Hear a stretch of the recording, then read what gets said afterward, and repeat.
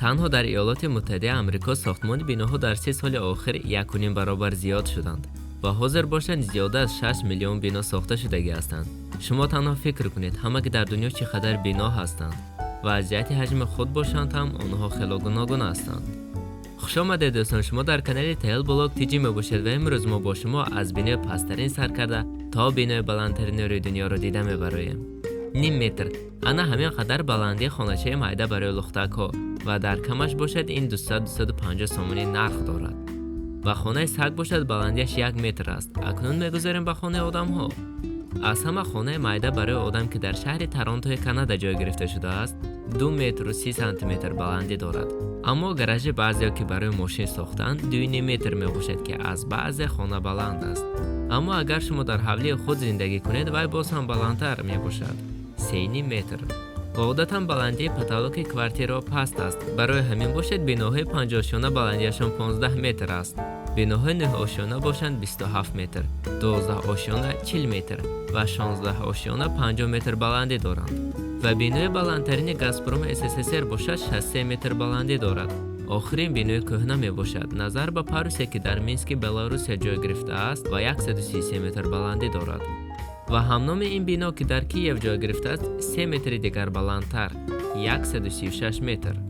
آخر این هم هیچ است. وقتی ما نگاه میکنیم به بیناهای بلند امریکا یکی از آنها ترامپ تاور می باشد که بلندیش به 202 متر می رسد و در 5 اونیوی نیویورک جای گرفته است.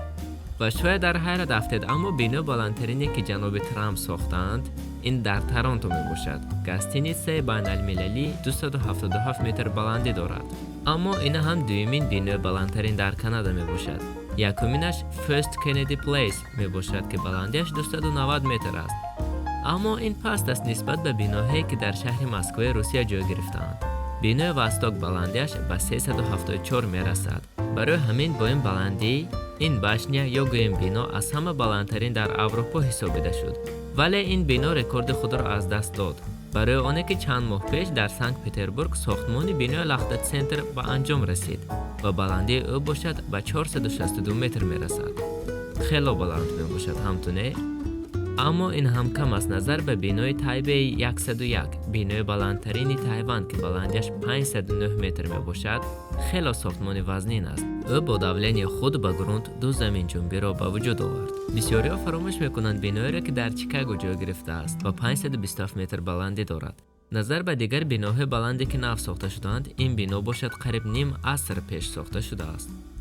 اما در ایالات متحده آمریکا از همه بلندترین بنا این نیان می باشد که بلندیش به 541 متر می رسد. اما نظر به آمریکایی ها خیشای خودم زور هستند. بنای 550 متری که در نیم جزیره جای گرفته است از همه بلندترین می باشد در کره.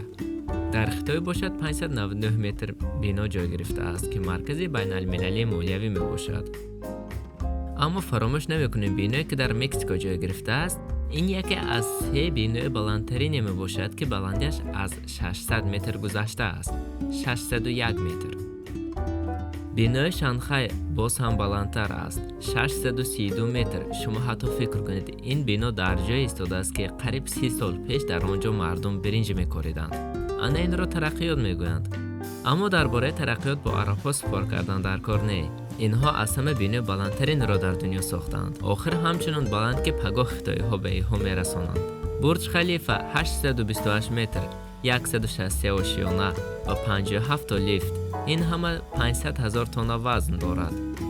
دوستان عزیز این بود برنامه نوبتی ما. اگر به شما معقول شد لایک و کامنتاری را فراموش مکنید. با شما بودیم تیل بلاگ تیجی تا برنامه نوبتی خوش باشید.